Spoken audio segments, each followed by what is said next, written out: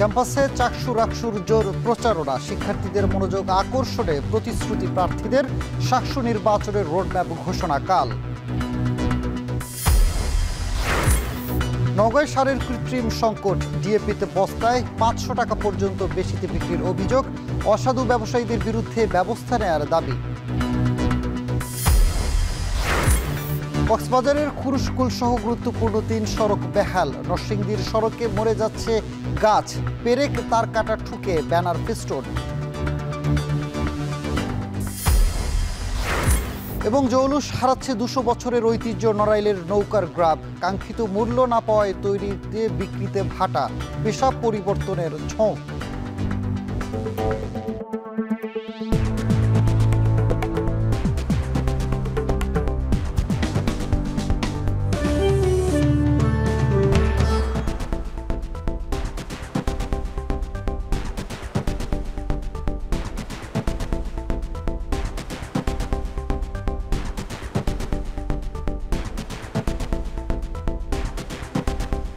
স্বাগত। এখন জনপদে পুরো আয়োজনে আপনাদের সঙ্গে আছি আমি সানিম রিধা।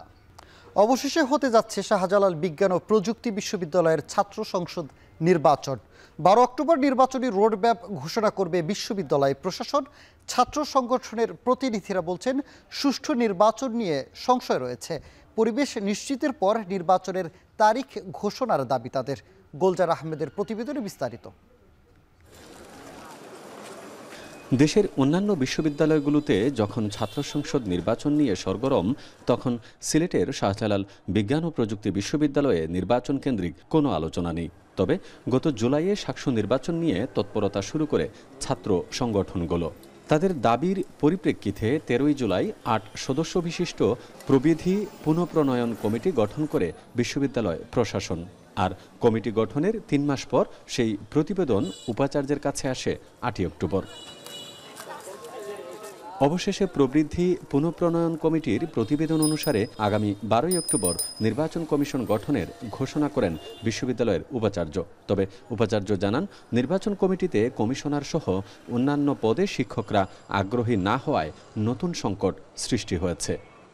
তো এখন আমরা চিন্তা করছি নির্বাচন কমিশনটা ঘোষণা করে নির্বাচনটা দেওয়ার ওই দিনে শর্ট টাইম আমরা চেষ্টা করবো আর কি। যদি কোনো অকারেন্স হয় তাহলে এই নির্বাচনটা বন্ধ হয়ে যাবে।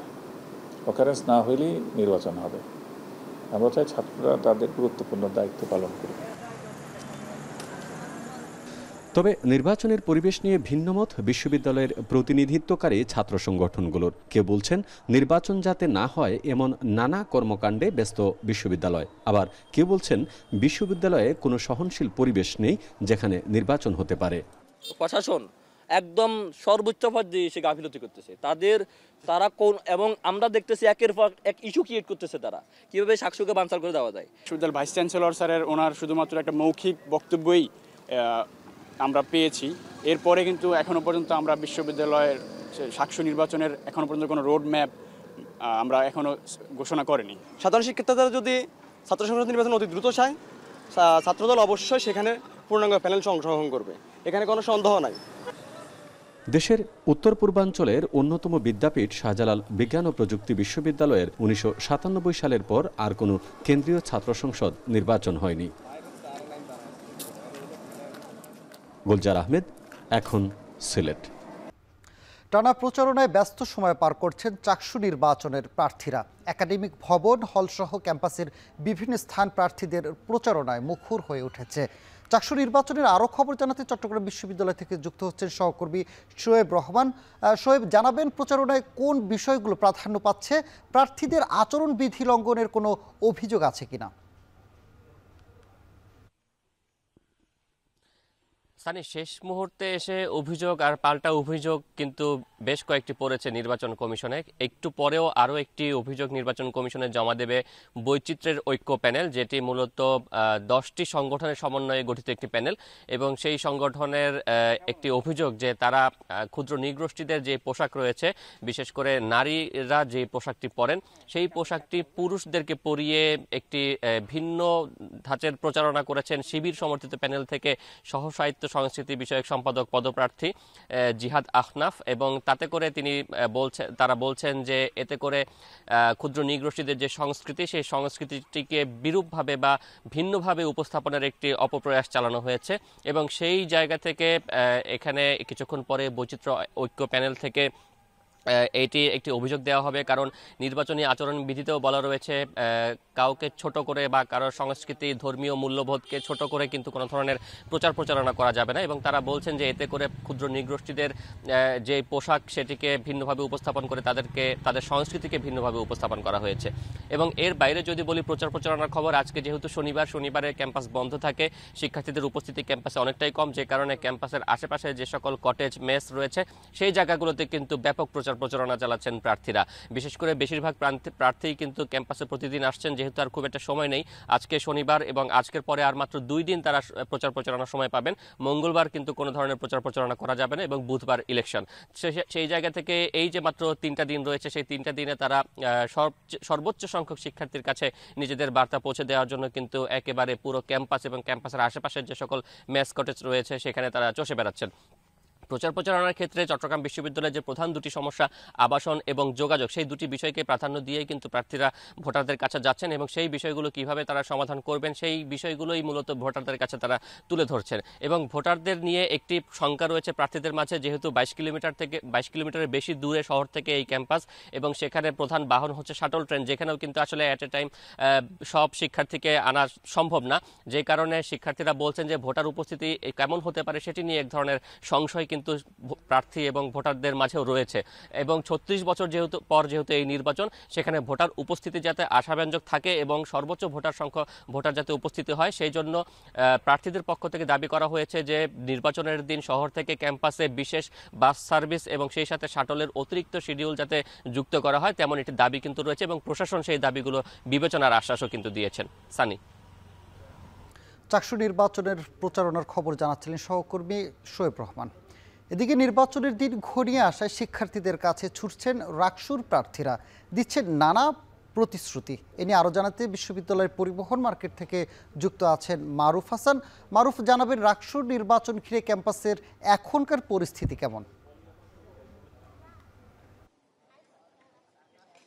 সানি, সকাল থেকে আমরা দেখতে পাচ্ছি প্রার্থীরা তাদের শেষ মুহূর্তে প্রচারণার জন্য বিশ্ববিদ্যালয়ের যে আবাসিক হলগুলো আছে সেগুলোতে কিন্তু তারা দৌড়াচ্ছেন এবং এখানে যেহেতু আর মাত্র কয়েকটা দিন তারা প্রচারণার জন্য সময় পাচ্ছেন, সেক্ষেত্রে শেষ মুহূর্তে তারা এই ব্যস্ততম সময়টা কিন্তু পার করছেন। সকাল থেকে আমরা দেখেছি যে বিশ্ববিদ্যালয়ের পরিবহন মার্কেট, টুকিটাকি চত্বর এবং বিশ্ববিদ্যালয়ের ছেলেদের যে 11টি আবাসিক হল, শহীদ হবিবুর রহমান হল, শহীদ জিয়াউর রহমান হল এবং মাদার বক্স হল সহ অন্যান্য যে হলগুলো আছে সেগুলোতে হল সংসদের প্রতিদ্বন্দ্বী যারা করবেন যেসব প্রার্থী তারা কিন্তু প্রচারণা কার্যক্রম চালাচ্ছেন। পাশাপাশি যেহেতু আজকে বিশ্ববিদ্যালয়ের একাডেমিক এবং প্রশাসনিক কার্যক্রম বন্ধ আছে, একই সঙ্গে প্রার্থীরা তাদের যে প্রচারণা কার্যক্রম সেটি কিন্তু থেমিয়ে রাখেনি। তারা প্রচারণার জন্য বিশ্ববিদ্যালয়ের এই আবাসিক হলগুলোর আশেপাশে যেসব চায়ের দোকান আছে সেগুলোতে প্রার্থীরা এগিয়ে যাচ্ছেন এবং তাদের ব্যালট নম্বর এবং প্রচারণার জন্য তাদের প্রার্থী নাম এবং তারা যে প্যানেল থেকে প্রচারণা চালাচ্ছেন বা স্বতন্ত্র প্রার্থী হিসেবে প্রচারণা চালাচ্ছেন সেটি কিন্তু তারা ভোটারদের কাছে পৌঁছে দিচ্ছেন। পাশাপাশি ভোটারদেরকে তারা আশ্বস্ত করছেন যে বিশ্ববিদ্যালয়ের জন্য শিক্ষার্থীদের হয়ে তারা যে কাজগুলো করবেন, আবাসিক সমস্যা সমাধান এবং স্বাস্থ্য খাতে তাদের আরও উন্নয়নের জন্য যতটা সহযোগিতা করা দরকার সেগুলো, পাশাপাশি শিক্ষার্থীরা যাতে একটি পড়াশোনার পরিবেশ পায়, কেন্দ্রীয় লাইব্রেরি থেকে শুরু করে অন্যান্য জায়গায় যেসব সুযোগ সুবিধা দরকার সেগুলো যাতে নিশ্চিত করা যায় সেটি কিন্তু তারা সবচেয়ে বেশি গুরুত্ব দিচ্ছেন।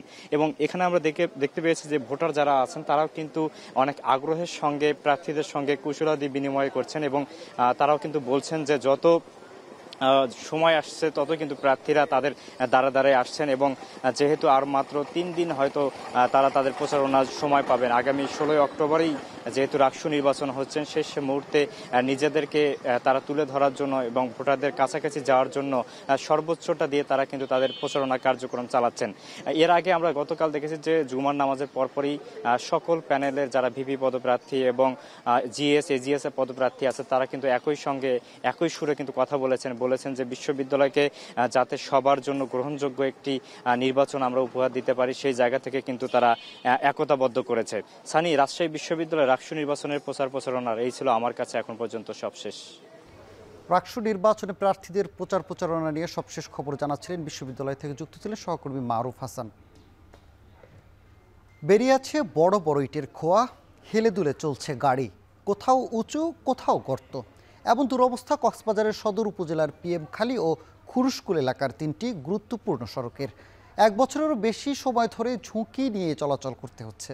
বিস্তারিত মন্তস বেদজ্ঞর প্রতিবেদনে।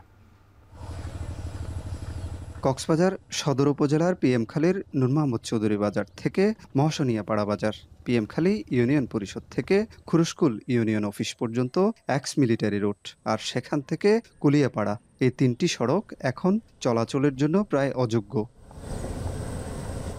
বড় বড় ইটের খোয়া আর খানাকন্দে সয়লাব সড়কের নানা জায়গা।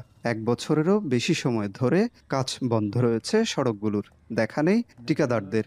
ফলে অসম্পূর্ণ সড়কগুলো পরিণত হয়েছে দুর্ভোগের উৎসে। রোগী, অন্তঃসত্ত্বা নারী কিংবা শিক্ষার্থীদের প্রতিদিনই পড়তে হচ্ছে দুর্ভোগে। সবচেয়ে করুণ অবস্থা খুরুশকুল ইউনিয়নের খুলিয়াপাড়া থেকে এক্স মিলিটারি রোড পর্যন্ত প্রায় 4 কিলোমিটার দৈর্ঘ্যের সড়কে 18 মিটার দৈর্ঘ্যের গাড়ার সেতুটিও ফেলে রেখেছে ঠিকাদারি প্রতিষ্ঠান MEE হাসনা জেবি। ফলে বাধ্য হয়ে সরু বাঁশের সাঁকোতে যাতায়াত করছেন মানুষ। 3 বছর বন্ধ। অসুস্থ হলে পশ্চিমপাড়া থেকে আমাদের ঘুরে ঘুরে ওই যে চান্দপাড়া আর লিঙ্ক রুট থেকে যাতায়াত করতে হয়, অনেক দূর হয়ে যায়। কক্সবাজার থেকে আসলাম, এদিকে একটা ভাড়া নিয়ে যেতে পারতেছি না ব্রিজের জন্য। নূর মোহাম্মদ চৌধুরী বাজার থেকে মহাশনিয়াপাড়া বাজার 1300 মিটার সড়কের কাজও বন্ধ 1 বছর ধরে। কাজ পেয়েছিল আসাদ এন্টারপ্রাইজ। নানা অজুহাতে তারাও দেখালো দেরির কারণ। তবে স্থানীয়রা বলছেন গত 5ই আগস্টের পর মাসের পর মাস দেখা মিলেনি তাদের। ঠিকাদার চলে গেছে, এরপর তো কি কারণে যে রাস্তাটা কাজ বন্ধ আছে এটা আমরা এখনো পর্যন্ত জানি না। গাড়ি নষ্ট হয়ে যায়, মনে করে টমটম তো একেবারে গিয়া হয়ে যায়, একেবারে উল্টাই দেয়। গর্ভবতী মেয়েরা যাইতে পারে না। এখান থেকে সিএনজি যুগে 20 টাকার ভাড়াতে আমার 100 টাকা দিতে হয়, এটা দুঃখ লাগে। বৃষ্টিতে কারফিডিং করলে একটু খারাপ, বুঝছেন? বৃষ্টি রাস্তা টিকে না, বৃষ্টিতে কারফিডিং করলে রাস্তা টিকে না, এই জন্য রোদের জন্য অপেক্ষা করতে। পিএমখালী থেকে খুরুশকুল ইউপি অফিস পর্যন্ত 6500 মিটার সড়কের কাজও একই অবস্থা। কাজ পেয়েছে আলহাজ মোহাম্মদ ইসমাইল হোসেন নামের ঠিকাদার, কিন্তু মাঠে নেই তিনি। 3টি সড়কের দৈর্ঘ্য প্রায় 12 কিলোমিটার। 2 ইউনিয়নের হাজারো মানুষ প্রতিদিন এই রাস্তায় যাতায়াত করেন। তাই দুর্ভোগ লাঘবে বারবার অনুরোধের পরও ঠিকাদাররা কাজ শুরু করছে না বলে জানালেন স্থানীয় চেয়ারম্যান। তো ওনারা বিভিন্ন অজুহাত দিয়ে রাখছে, বর্ষা শেষ হলে কাজ করবে বলে এরকমভাবে তারা আশ্বস্ত করছে আর কি কর্তৃপক্ষকে। আমি দায়িত্ব নেওয়ার পর থেকে বেশ কয়েকবার অ্যাক্সিডেন্ট স্যারের সাথে, উপজেলা ইঞ্জিনিয়ার স্যারের সাথে কথা বলছি। ইনারা কিন্তু আপ্রাণ চেষ্টা করে যাচ্ছে কাজগুলো যাতে দ্রুত হয়ে যায়। তবে কর্তৃপক্ষ বলছে এরই মধ্যে অভিযুক্ত ঠিকাদারি প্রতিষ্ঠানকে দ্রুত কাজ শেষ করার জন্য চিঠি দেওয়া হয়েছে। সময় মতো কাজ শেষ না হলে নেওয়া হবে ব্যবস্থা। ওই রাস্তা দুইটার প্রোগ্রেস স্লো, এটা আমি স্বীকার করছি, এবং এই কাজটা মাঝে মধ্যে শুরু করে আবার মাঝে মধ্যে বন্ধ করে ফেলে। তা আমরা দেখি, এর মধ্যে আমি চিঠিও দিয়েছি ঠিকাদারকে, আর না হয় আমরা কন্ট্রাকচুয়াল যে সিস্টেম আছে সেই অনুযায়ী আমরা ব্যবস্থা গ্রহণ করব। 1 বছর ধরে কাজ ফেলে রেখেও ঠিকাদারদের জবাবদিহিতা নেই, কর্তৃপক্ষের নজরদারিও সীমিত। ফলে ভোগান্তির শেষ নেই খুরুশকুল ও পিএমখালীর মানুষের। মনতোষ বেদজ্ঞ, এখন কক্সবাজার। নরসিংদী শহরের মূল সড়কগুলোর পাশের বেশ কিছু গাছ মরে গেছে। বছরের ব্যবধানে এই সংখ্যা ডজন খানেক। একদিকে মৃত গাছ, অপরদিকে গাছের বুক চিরে পেরেক এবং তার কাটা ঠুকে অহরহ টানানো হচ্ছে ব্যানার ফেস্টুন। ছাড় পায়নি শহরের মুরালগুলো। রাকিবুল ইসলামের প্রতিবেদনে বিস্তারিত।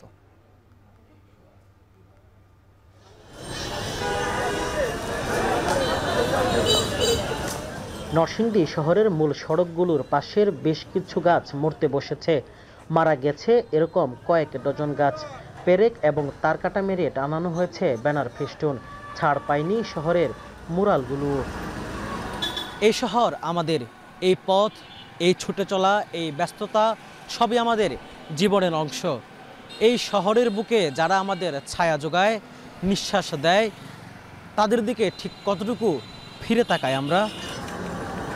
শিক্ষা প্রতিষ্ঠান সহ রাজনৈতিক ও অরাজনৈতিক নানাবিধ বিজ্ঞাপন বোর্ডের অত্যাচার প্রতিটি গাছে। নরসিংদী শহরের শিক্ষা চত্বর, পৌর মাঠ, সরকারি কলেজ এলাকা সহ শহরের বিভিন্ন অংশে সড়কের পাশের গাছগুলোর একই চিত্র।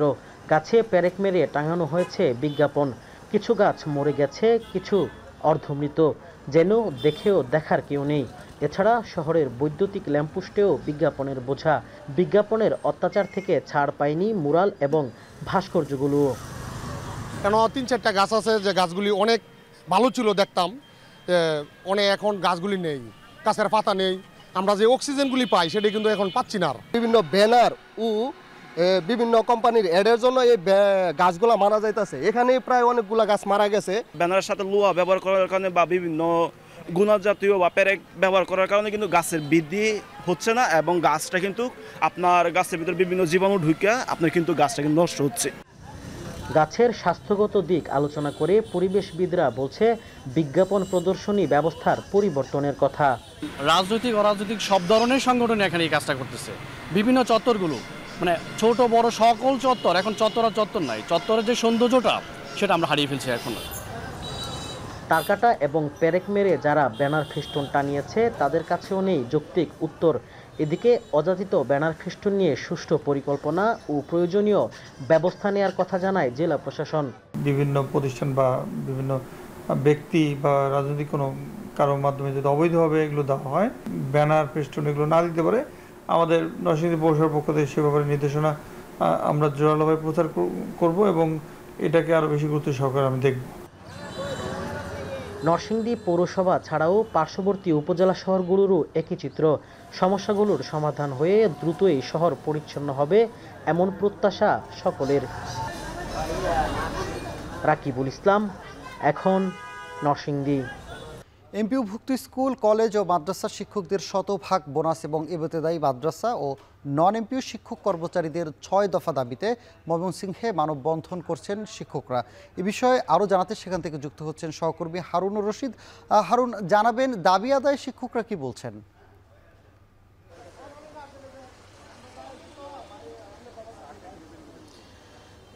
ময়মনসিংহে আজকে বাংলাদেশ আদর্শ শিক্ষক ফেডারেশনের আয়োজনে একটি মানববন্ধন এবং বিক্ষোভ কর্মসূচি পালন করা হয়েছে। তারা যে দাবিটি করেছেন যে বাড়ি ভাড়া, স্কুল কলেজ মাদ্রাসার শিক্ষকদের বাড়ি ভাড়া 50% বৃদ্ধি করতে হবে এবং শতভাগ বোনাস দিতে হবে। এছাড়াও আরও তাদের 5 দফা দাবি রয়েছে। সেই দাবিতে কিন্তু আজকে ময়মনসিংহে এই আদর্শ শিক্ষক ফেডারেশনের উদ্যোগে একটি বিক্ষোভ মিছিল হয়েছে এবং মানববন্ধন কর্মসূচি হয়েছে। আমরা দেখেছি যে ময়মনসিংহ এলাকার বিভিন্ন শিক্ষা প্রতিষ্ঠানের শিক্ষক তারা কিন্তু এই মানববন্ধন কর্মসূচি এবং যে বিক্ষোভ, সেই বিক্ষোভে কিন্তু তারা অংশগ্রহণ করেছেন এবং আমরা দেখেছি যে আজকে ময়মনসিংহ প্রেস ক্লাবের সামনে ঠিক 10:30টায় এই মানববন্ধনটি শুরু হয় এবং সেখানে বেশ কিছুক্ষণ অবস্থানের পর একটি বিক্ষোভ মিছিল বের হয় এবং বিক্ষোভ মিছিলটি ময়মনসিংহ প্রেস ক্লাবের সামনে থেকে শুরু হয়ে নতুন বাজার এলাকায় এসে শেষ হয়েছে। আমরা দেখেছি যে মানববন্ধন চলাকালে শিক্ষক সমিতি ফেডারেশনের যারা নেতা রয়েছেন, বাংলাদেশ আদর্শ শিক্ষক ফেডারেশনের ময়মনসিংহ জেলা শাখার সভাপতি অধ্যক্ষ কামরুল হাসান মিলন এবং ময়মনসিংহ মহানগর শাখার যিনি সাধারণ সম্পাদক আল হেলাল তালুকদার সহ আমরা শিক্ষক নেতৃবৃন্দকে এখানে বক্তব্য রাখতে দেখেছি এবং শিক্ষকরা একটি স্পষ্ট দাবি করেছেন, সেটি হচ্ছে যে এমপিওভুক্ত সকল স্কুল কলেজ এবং মাদ্রাসার শিক্ষকদের বাড়ি ভাড়া 50% নির্ধারণ করতে হবে এবং শতভাগ যে বোনাস সেটি দিতে হবে এবং চিকিৎসা ভাতা 1050 টাকা নির্ধারণ করতে হবে। এছাড়া ইবতেদায়ী মাদ্রাসা এবং নন এমপিও শিক্ষক কর্মচারীদের চাকুরি এমপিওভুক্তকরণ করতে হবে এবং শিক্ষকদের অবসর ভাতা ও কল্যাণ তহবিলের যে পাওনাদি সেটি দ্রুত পরিশোধের ব্যবস্থা করতে হবে এবং এখানে আমরা শিক্ষকদের সাথে কথা বলেছি। তারা যে বিষয়টি বলেছেন, বিশেষ করে সারা জীবন শিক্ষকতা করার পর একজন শিক্ষক যখন অবসরে যান তখন তার যে অবসরকালীন যে ভাতা, সেই ভাতা পেতে নানা ধরনের ভোগান্তিতে পড়তে হয়, বছরের পর বছর ঘুরতে হয় এবং নানা ধরনের উৎকোচ ঘুষ এগুলোর সম্মুখীন হতে হয় এবং দীর্ঘদিনেও কিন্তু সেই যে সমস্যার সমাধান সেটি কিন্তু হয়নি। শিক্ষকরা যেটি বলেছেন যে তারা যখন অবসরে যাবেন সেই অবসরে যাওয়ার 15 থেকে 1 মাসের মধ্যে তাদের যে পাওনাদি সেটি কোনো রকম ভোগান্তি ছাড়াই সেগুলো পরিশোধের ব্যবস্থা করতে হবে এবং তারা যে দীর্ঘদিন ধরে যে দাবিগুলো করছেন বাড়ি ভাড়া বৃদ্ধি, শতভাগ বোনাস সহ যে চিকিৎসা ভাতা বৃদ্ধির যে দাবিগুলো করছেন সেই দাবিগুলো কিন্তু দ্রুততম সময়ের মধ্যে বাস্তবায়ন করতে হবে বলে তারা জানিয়েছেন এবং তারা যে বিষয়টি বলেছেন যে আগামী ফেব্রুয়ারিতে যে নির্বাচন অনুষ্ঠিত হবে সেই নির্বাচনের আগেই শিক্ষকদের যে দাবি দাওয়াগুলো আছে সেই দাবি দাওয়াগুলো কিন্তু বাস্তবায়ন করতে হবে এবং এই দাবি দাওয়া যদি বাস্তবায়ন না হয় আজকে এখানে কেন্দ্রীয়ভাবে সারা দেশে মানববন্ধন কর্মসূচি এবং বিক্ষোভ কর্মসূচি পালিত হয়েছে এবং পরবর্তীতে আরও কঠোর কর্মসূচি পালন করবেন বলে আমাদেরকে জানিয়েছেন। তো আমরা দেখেছি যে আজকের এই যে মানববন্ধন কর্মসূচি এখানে কিন্তু ময়মনসিংহ জেলার বিভিন্ন এলাকার স্কুল, কলেজ, মাদ্রাসার শিক্ষকরা কিন্তু এখানে এসেছেন এবং তাদের যে দাবিগুলো রয়েছে সেই দাবিগুলো স্বতঃস্ফূর্তভাবে তারা এখানে উপস্থাপন করেছেন এবং তারা যেটি বলেছেন সরকার যেন তাদের এই দাবি দাবাগুলো দ্রুত পূরণ করে এবং এই দ্রুত পূরণের মাধ্যমে তাদের দীর্ঘদিনের যে সমস্যা, জটিলতা সেটি কিন্তু তারা শেষ করবে বলে আমাদেরকে যেন শেষ হয় সেই দাবিগুলো কিন্তু তারা করেছেন এবং এই দাবিগুলো দ্রুত বাস্তবায়ন না হলে এবং তারা যে আলটিমেটাম দিয়েছেন আগামী নির্বাচনের আগে তাদের দাবি দাবাগুলো পূরণ করতে হবে, এই দাবি দাবাগুলো যদি আগামী নির্বাচনের আগে পূরণ করা না হয় তাহলে তারা আরও কঠোর কর্মসূচিতে যাবেন। তো সব মিলিয়ে এই ছিল আমার কাছে আজকে বাংলাদেশ আদর্শ শিক্ষক ফেডারেশনের যে কর্মসূচি তার সর্বশেষ। ময়মনসিংহ থেকে যুক্ত ছিলেন সহকর্মী হারুনুর রশিদ। এই মুহূর্তে চট্টগ্রামে কথা বলছেন প্রধান নির্বাচন কমিশনার, সরাসরি চলে যাচ্ছি সেখানে। সুতরাং আমাদের ট্রেনিং যারা মডিউল ডিজাইন করেন এই জিনিসটা একটু মাথায় রাখবেন যাতে যাদেরকে ট্রেন করছি তাদের যে ডাইভার্স ব্যাকগ্রাউন্ড, বিভিন্ন ব্যাকগ্রাউন্ড থেকে আসছে সেটা মনে রেখে যাতে আমরা মডিউলগুলো ডিজাইন করি। এটা ইদানিং বোধহয় মক ট্রায়ালের একটা সিস্টেম চালু হয়েছে, এটা একটা খুব ভালো উদ্যোগ যে ইলেকশনের একটা ডামি ইলেকশন অর্গানাইজ করে মক ট্রায়াল করা। আমাদের দেশে নির্বাচন যখন হয় সবচাইতে বড় চ্যালেঞ্জগুলোকে আমরা বিভিন্ন ভাগে ভাগ করতে পারি,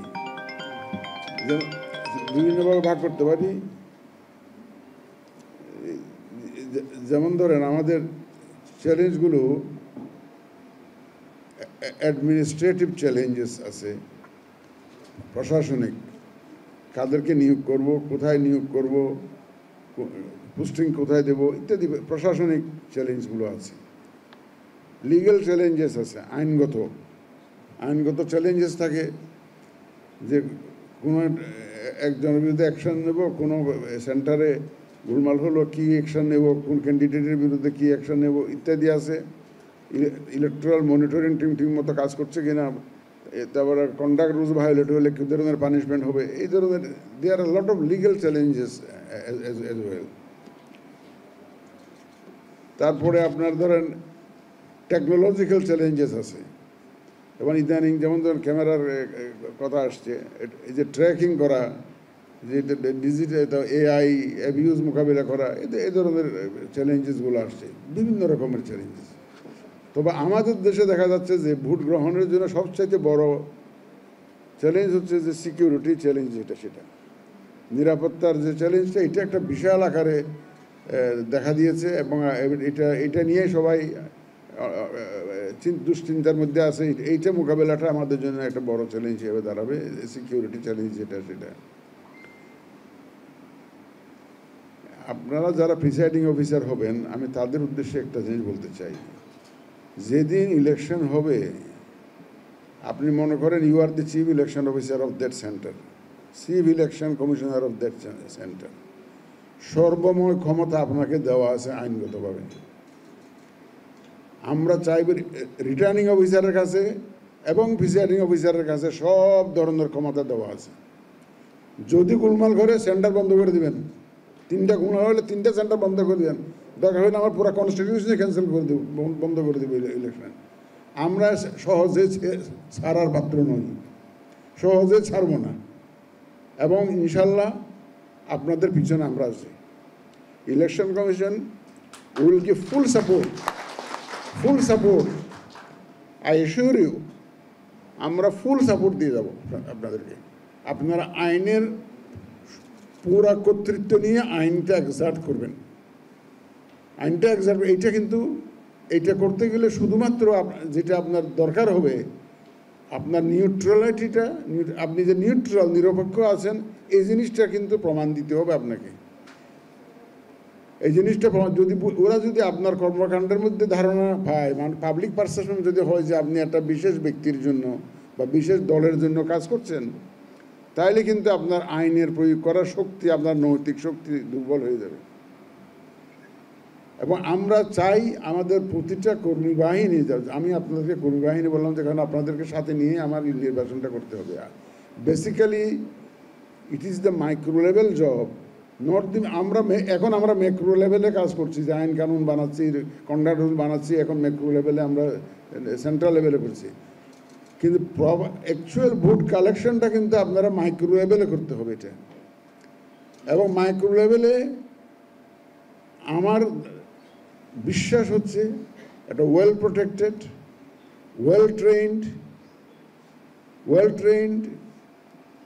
well protected presiding and pulling officer, এরা এইটাই হচ্ছে আমাদের জন্য সেন্ট্রাল রিকোয়ারমেন্ট। ওয়েল ট্রেন্ড, আমরা ট্রেনিংটা ভালো করে দিতে চাই এবং আপনাদের প্রোটেকশনের জন্য আমরা সে ব্যবস্থা করতে চাই। কিন্তু আপনারা নিরপেক্ষতার সাথে নিজের ক্ষমতাটা প্রয়োগ করবেন, সেটা আমাদের কিন্তু প্রত্যাশা। চট্টগ্রামে কথা বলছেন প্রধান নির্বাচন কমিশনার, সরাসরি যুক্ত ছিলাম সেখানে। নওগাঁয় আমন মৌসুমী সারের কৃত্রিম সংকট দেখিয়ে কৃষকের কাছ থেকে বাড়তি দাম নেওয়ার অভিযোগ উঠেছে ব্যবসায়ীদের বিরুদ্ধে। 50 কেজির ডিএপি সারের বস্তায় সরকার নির্ধারিত দামের চেয়ে অন্তত 400 থেকে 500 টাকা বেশি নেওয়া হচ্ছে। তবে সারের ডিলাররা উল্টো কৃষকদের বিরুদ্ধে অভিযোগ তোলেন। বিষয়টি খতিয়ে দেখে ব্যবস্থা নেওয়ার আশ্বাস দিয়েছে কৃষি বিভাগ। আব্বাস আলীর প্রতিবেদনে বিস্তারিত। নওগাঁর বিভিন্ন মাঠে এখন আমন ধানের সবুজের সমারোহ। পানি সেচ, সার ও কীটনাশক প্রয়োগ এবং আগাছা পরিষ্কারে ব্যস্ত সময় পার করছেন কৃষক। তবে কৃষকদের অভিযোগ, কৃত্রিম সংকট দেখিয়ে বাড়তি দাম নিয়ে ফায়দা লুটছে সারের ডিলার। ইউরিয়া, এমওপি ও টিএসপি সার সরকারি দামে বিক্রি হলেও 50 কেজির ডিএপি সার সরকার নির্ধারিত দামের চেয়ে বস্তা প্রতি 400 থেকে 500 টাকা বেশি দামে কিনছে কৃষক। নওগাঁর পত্নীতলার খিরসিন গ্রামের কৃষক গাফফার 2 বিঘা জমিতে করেছেন আমন ধানের আবাদ। বেশি দামে শুধু ডিএপি সার কেনায় বিঘাতে বাড়তি খরচ পড়েছে অন্তত 500 টাকা পর্যন্ত। বাজারে যে সরকারি মাল দেয় ওটা তো আমরা পাচ্ছি না, বোঝা পারিনি। এখন 170 টাকা ধারা, এখন প্রতি বিঘা যদি এখন বেশিও যায় থাকে, আমরা কৃষক এখন কী করবো? আমরা করার আমাদের কিছু নেই। শুধু কৃষক গাফফারি নয়, এমন অভিযোগ অন্যান্য কৃষকেরও। বাজার তদারকি সহ অসাধু ব্যবসায়ীদের বিরুদ্ধে ব্যবস্থা নেওয়ার দাবি কৃষকদের। সব ডিলারই যেমনি করে দাম বেশি নিচ্ছে, কৃষকেতে ক্ষতিগ্রস্ত হচ্ছে। সারের দাম অনেক বেশি, সরকারি রেটে মাল পাওয়া যাচ্ছে না। ইউরিয়া, পটাশের দাম আগের তুলনায় স্বাভাবিক আছে, কিন্তু এই ডিএপির দামটা প্রচুর পরিমাণ বেশি। ডিএপির দাম আপনার যদি সরকারি রেট থাকে 1050 টাকা, সেখানে 1450 টাকা আমাদের কিনতে হচ্ছে, তারপর আমরা পাচ্ছি না। ডিএপির দামটা প্রতি বস্তায় মনে করেন যে 300-400 টাকা করে, বা এমন সময় অনেক জায়গায় দেখা যায় কোনো দোকান দেখা যায় 500 টাকাও বেশি হয়ে যায়। সারের সিন্ডিকেট দাবি করে খুচরা ব্যবসায়ীরা জানান, বাড়তি দামে সার কিনে কিছুটা লাভে বিক্রি করেন কৃষকদের কাছে। কারণ আমরা কিনতেছি বেশি দামে, আমাদের কিনা লাগছে বেশি দামে, বেচা লাগছে একটু 5 টাকা 10 টাকা কম বেশি দিয়ে আর কি।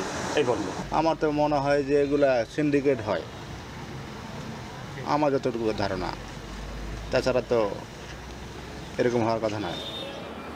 এদিকে সারের সংকট নিয়ে জানিয়ে উল্টো কৃষকদের বিরুদ্ধে অভিযোগ করেন জেলা বিসিআইসি সার পরিবেশক। কৃষকরা দ্বার প্রান্তে পাওয়ার জন্য বিসিআইসি ডিলাররা কিন্তু একেবারে তাদের নিকটেই সার পৌঁছায় দেয়। অনেক লোক আছে যাতে ডিলারশিপগুলো নতুন করে দেওয়া হয়, যার জন্য একটা পায়তারা করে এরকম একটা বিশৃঙ্খলা করার চেষ্টা করা হচ্ছে। আসলে সারের কোনো ঘাটতি নেই। আর সারের সরবরাহ পর্যাপ্ত রয়েছে জানিয়ে সরকার নির্ধারিত দামেই বাজারে বিক্রি হচ্ছে সার, বলছে কৃষি বিভাগ। পাশাপাশি কেউ কৃত্রিম সংকট তৈরি করলে তার বিরুদ্ধে ব্যবস্থা নেওয়ার আশ্বাস কৃষি বিভাগের। 300 মেট্রিক টন ইউরিয়া সার বেশি বরাদ্দ পেয়েছি আমরা, এবং অন্যান্য সারের বরাদ্দ প্রায় সমান, যার কারণে এখানে সারের ক্রাইসিস হওয়ার কোনো সুযোগ নাই। আমরা মনিটরিং জোরদার করে রাখছি, এর জন্য কোনো ধরনের সিন্ডিকেট বা অসৎ উপায়ে কৃষকের কাছ থেকে বেশি দামে সার বিক্রয় করতে না পারে। জেলা কৃষি সম্প্রসারণ অধিদপ্তর জানায় জেলায় 1,93,810 হেক্টর জমিতে আমন ধানের আবাদ হয়েছে। এর বিপরীতে বরাদ্দ রয়েছে 41,928 টন সার। আব্বাস আলী, এখন নওগাঁ। মাল ইলিশ রক্ষায় চলছে 22 দিনের নিষেধাজ্ঞা। এ সময় ইলিশ আহরণ, পরিবহন ও বিক্রি বন্ধ থাকার প্রভাব পড়েছে বরিশালের মাছ বাজারে। এ নিয়ে আরও জানাতে শহরের পোর্ট রোড থেকে যুক্ত হচ্ছেন সহকর্মী অমিত হাসান। অমিত, বাজারে মাছের সংকট কেমন, দাম নিয়ে ক্রেতা বিক্রেতাদের উপর কোনো প্রভাব পড়েছে কিনা জানাবেন।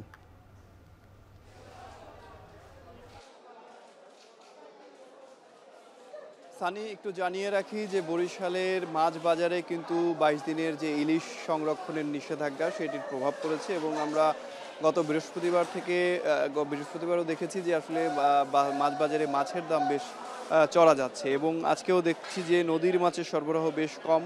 সমুদ্রের কিছু মাছ বরিশালের বাজারগুলোতে দেখা যাচ্ছে এবং চাষের মাছের উপরেই কিন্তু পুরোটা নির্ভর করতে হচ্ছে এবং চাষের মাছের সরবরাহ মোটামুটি ভালো রয়েছে, যার কারণে দামটা কিছুটা নাগালের মধ্যে রয়েছে। তবে বেশ কিছু ক্রেতারা দাম সম্পর্কে বললেন যে দাম স্বাভাবিক রয়েছে, তবে বেশিরভাগ ক্রেতাই বলছেন যে দাম তুলনামূলক বেশি।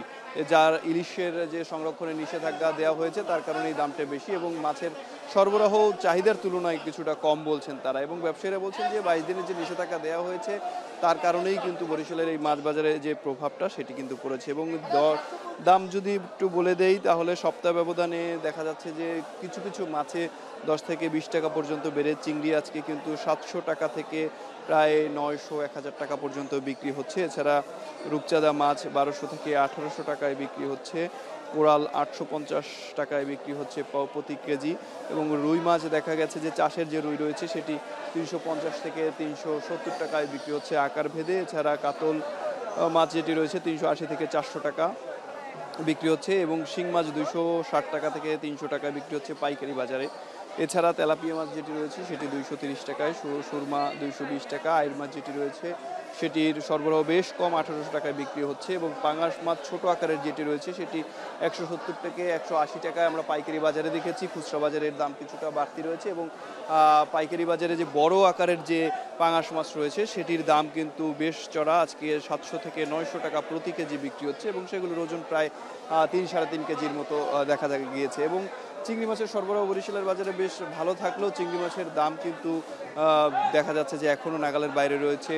700, 850 থেকে 900 টাকা পর্যন্ত বিক্রি হচ্ছে এবং ক্রেতারা যেটি বলছেন যে 22 দিনের যে নিষেধাজ্ঞা দেওয়া হয়েছে তার কারণে কিন্তু বরিশালের মাছ বাজারে মাছের সরবরাহ কম এবং এই কারণে কিন্তু দামটাও আসলে বেশি, যার কারণে তাদের কেনাকাটা করতে কিছুটা হিমশিম খেতে হচ্ছে। এবং যদি ইলিশ মাছের সংরক্ষণের যে অভিযান তার কথা জানাই একটু, তাহলে প্রতিদিনই দেখা যাচ্ছে কোস্টগার্ড, জেলা পুলিশ, নৌ পুলিশ যারা রয়েছেন তারা কিন্তু অভিযান পরিচালনা করছেন এবং আসলে 22 দিনের যে নিষেধাজ্ঞা রয়েছে সেগুলো উপেক্ষা করেই আমরা দেখছি যে জেলেরা মাছ শিকার করছে, যার কারণে কিছুটা নিষেধাজ্ঞায় প্রভাব পড়ছে। তবে যারা কোস্টগার্ড রয়েছেন কিংবা নৌ পুলিশ রয়েছেন তারা কিন্তু চেষ্টা করছেন। কিছুদিন আগে আমরা দেখেছি যে নৌবাহিনীও কিন্তু একটি অভিযান পরিচালনা করছেন এই যে নিষেধাজ্ঞার সময় যাতে কেউ মাছ আহরণ না করতে পারে। এবং একটু জানিয়ে রেখে যে 22 দিনের এই যে নিষেধাজ্ঞা চলছে এর মধ্যে কিন্তু সব ধরনের বিপণন, আহরণ, সংরক্ষণ, মজুদ এগুলো কিন্তু সব বন্ধ রয়েছে, যার কারণে বাজারে ইলিশের মাছের যে আড়তগুলো রয়েছে সেগুলো কিন্তু পুরোপুরি বন্ধ রয়েছে। সেগুলোতে কিন্তু একদমই মাছও নেই এবং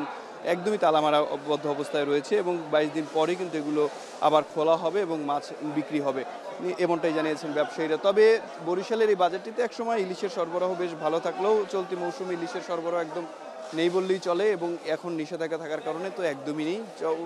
অবশ্য চাষের মাছের উপর নির্ভর করেই বরিশালের এই বাজারটি কিন্তু দেখা যাচ্ছে যে চলছে। এবং একটু জানিয়ে রাখি যে পোর্ট রোড এই যে পাইকারি বাজারটি রয়েছে এখান থেকেই বরিশালের যা স্থানীয় পর্যায়ের যে বাজারগুলো রয়েছে কিংবা বরিশালের আশেপাশের যে বাজারগুলো রয়েছে সেখানে কিন্তু মাছ সরবরাহ হয়ে থাকে। সুতরাং এই বাজারে প্রভাব পড়লে সেই প্রভাবটা কিন্তু অন্যান্য যে স্থানীয় পর্যায়ের বাজারগুলো রয়েছে সেই বাজারেও পড়ে। তো বরিশাল থেকে এই ছিল আমার কাছে বাজার পরিস্থিতির সর্বশেষ। সানি, বরিশালে পাইকারি বাজারে মাছের সরবরাহের খবর জানাচ্ছিলেন সহকর্মী অমিত হাসান। নওগাঁয় অতিবৃষ্টিতে আগাম শীতকালীন সবজির ক্ষেত নষ্ট হচ্ছে, এতে ক্ষতিগ্রস্ত হচ্ছেন চাষিরা। এ নিয়ে আরও জানাতে চক বালু ভরা ফসলের মাঠ থেকে যুক্ত হচ্ছেন আব্বাস আলী। আব্বাস, জানাবেন টানা বৃষ্টিতে কি পরিমাণে ফসলের ক্ষতি হয়েছে? কৃষকদের সহায়তায় কৃষি বিভাগ থেকে কোনো পদক্ষেপ নেওয়া হয়েছে কিনা?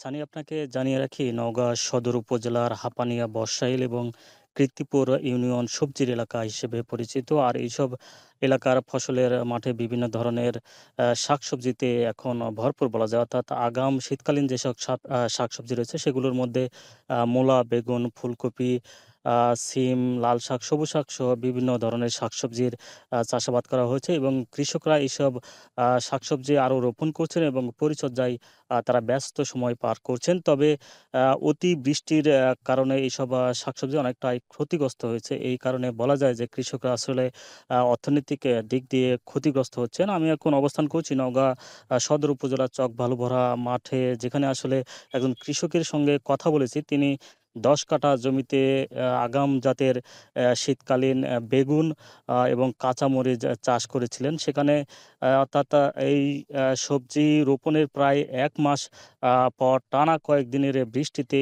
এই মরিচ এবং বেগুনের ক্ষেত নষ্ট হয়ে যায়। এতে করে তার প্রায় 5,000 টাকা ক্ষতি হয়েছে বলে জানিয়েছেন। সেই গাছগুলো তুলে ফেলে আবার নতুন করে তিনি সেখানে ফুলকপির চারা রোপণ করেছেন। অর্থাৎ যে চারাটা রোপণ করেছেন এই চারা থেকে ফুলকপি হতে আরও প্রায় 1.5 মাসের মতো সময় লাগবে এবং সেই ফুলকপি তিনি বাজারে বিক্রি করতে পারবেন। এবং আরেকজন কৃষকের সঙ্গেও কথা বলেছি, মোতালেব হোসেন। তিনি প্রায় 15 কাঠা জমিতে ফুলকপি রোপণ করেছেন এবং বলা যায় যে 20-25 দিন পর তিনি এই ফুলকপিগুলো বাজারে বিক্রি করতে পারবেন। তিনি বলেছেন যে 15 কাঠা জমিতে তার প্রায় 22,000 টাকার মতো রোপণ খরচ হয়েছে এবং এই যে সবজিটা রোপণ করেছেন এই ফুলকপি, বৃষ্টির কিছুদিন পর তার প্রায় 500 পিসের মতো ফুলকপি নষ্ট হয়ে গেছে বলে তিনি জানিয়েছেন। তিনি এখানে আসলে অর্থনৈতিকভাবে ক্ষতিগ্রস্ত হয়েছেন এবং একদিকে তিনি বলছেন যে যেহেতু এই অতি বৃষ্টির কারণে তার প্রায় 20 দিনের মতো সবজি রোপণে দেরি হয়েছে, এই 20 দিনের কারণে তিনি বিলম্বিত আসলে এই সবজিগুলো বাজারে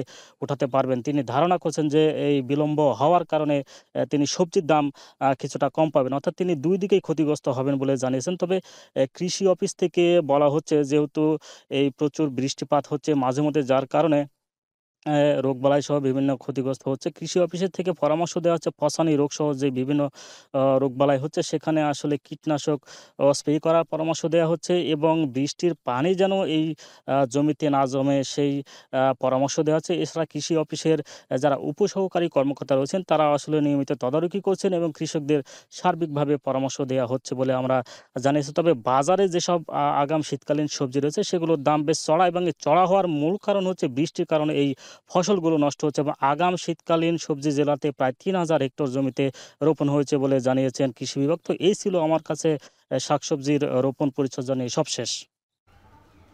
নওগাঁ থেকে যুক্ত ছিলেন সহকর্মী আব্বাস আলী।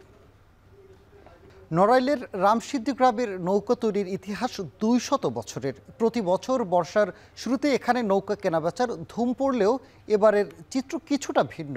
এখনও জমে ওঠেনি নৌকার হাট, তবে বিক্রি কমে যাওয়ায় নতুন প্রজন্ম এখন পূর্বপুরুষের এই পেশা ধরে রাখতে চাচ্ছেন না। বিস্তারিত ইমরান হোসেনের প্রতিবেদনে। নড়াইল শহর থেকে 12 কিলোমিটার দূরের রামসিদ্ধি গ্রামটির চারপাশ বিল বেষ্টিত। আশেপাশের গ্রামগুলোর মানুষের জীবিকার প্রধান উৎস কৃষিকাজ ও মৎস্য চাষ হলেও রামসিদ্ধি গ্রামের মানুষের জীবিকার প্রধান উৎস নৌকা তৈরি। গ্রামটির নৌকা তৈরির ইতিহাস প্রায় 200 বছরের। রামসিদ্ধি গ্রামের বিশ্ববিশ্বাস 35 বছর ধরে বংশ পরম্পরায় নৌকা তৈরি করে জীবিকা নির্বাহ করছেন। চাহিদা কমে যাওয়া সত্ত্বেও জীবিকার তাগিদে এখনও নৌকা তৈরি করে যাচ্ছেন এই প্রবীণ কারিগর। এখন আছে আমাদের ছেলে ফেলে আর এত কষ্টের কাজ এ আর করতে চায় না, আর যেহেতু কাঠেরও দাম বেশি আর সেই হিসেবে আমরা একটু নৌকো বিক্রি করি, কোনো মতে হাটের খরচ দেওয়ায় এই কষ্ট করে আমাদের এই জীবন বাহকা করতে হয়। শুধু বিশ্ববিশ্বাসী নয়, রামসিদ্ধি গ্রামে গেলে চোখে পড়ে নৌকা তৈরির কারিগর সহ সংশ্লিষ্টদের কর্মব্যস্ততা। সেখানে রাস্তার দুপাশে রাখা আছে হাতে তৈরি বিভিন্ন আকৃতির কাঠের নৌকা। তবে এই কাজ করে আগের মতো আর মুনাফা করতে পারছেন না তারা। প্রত্যেক বাড়ি 4-5টা কারখানা ছিল, আমাদের কোন বাড়ি কারখানা আছে? আমি তো নেই। আমাকে রামসিদ্ধি মানুষ সব এই কাজই করতো, আস্তে আস্তে এই কাজে খাটনি বেশি বলে সব মিস্ত্রি কাজে চলে গেছে, আর কিছু কিছু লোক এই কাজ করতেছে, আস্তে আস্তে এই কাজ কেউ করবে না। বছর এই এখন ছেলে ফেলে নিয়ে কাজ করি, আসলে এতে তেমন কোনো লাভের কৃতিবাদী পাচ্ছি না। জুন থেকে নভেম্বর মাস পর্যন্ত প্রতি বুধবার এই গ্রামেই বসে নৌকা বেচা কেনার হাট। ভোর থেকে বেলা 11টা পর্যন্ত চলে কেনাবেচা। প্রতি হাটে বিক্রি হয় 1.5 শতাধিক নৌকা। 18 খান 15 খান 12 খান নাও কিনি, এই জায়গাতে নিয়ে গাজীরহাট যাই, গাজীরহাটে বিক্রি করি। আমার কম বেশি দেখা যাচ্ছে যে 5,000, 6,000, 7,000 বিক্রি করি। আর আজকে নিয়ে আসি, দেখা যাচ্ছে 6টা লোক নিয়ে আসি, 3টে বিক্রি হয়ে গেছে। এই শিল্পকে টিকিয়ে রাখতে বিসিকের পক্ষ থেকে বিভিন্নভাবে সহযোগিতা করা হচ্ছে বলে জানান বিসিকের এই কর্মকর্তা।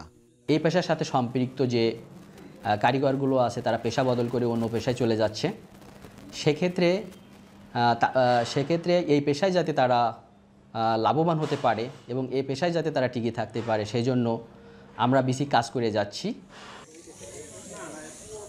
চলতি মৌসুমে গ্রামের 42টি কারখানায় অন্তত 4,000 নৌকা তৈরি হবে, যার বাজার মূল্য প্রায় কোটি টাকা। এখন নড়াইল। দখল, চাঁদাবাজি ও দুর্নীতির বিরুদ্ধে এনসিপির উত্তরাঞ্চলের মুখ্য সংগঠক সার্জিস আলমের নেতৃত্বে পঞ্চগড়ে মোটরসাইকেল নিয়ে লং মার্চের আয়োজন করা হয়েছে। এ নিয়ে আরও জানাতে সেখান থেকে যুক্ত হচ্ছেন সহকর্মী লুৎফর রহমান। লুৎফর, জানাবেন লং মার্চ সহ দিনব্যাপী কি কর্মসূচি রয়েছে? ভাই, আমাদের সামনে সবার সামনে যে পিকআপটা থাকবে ওটা রেডি করে ফেলেন। তানিম, আমি এই মুহূর্তে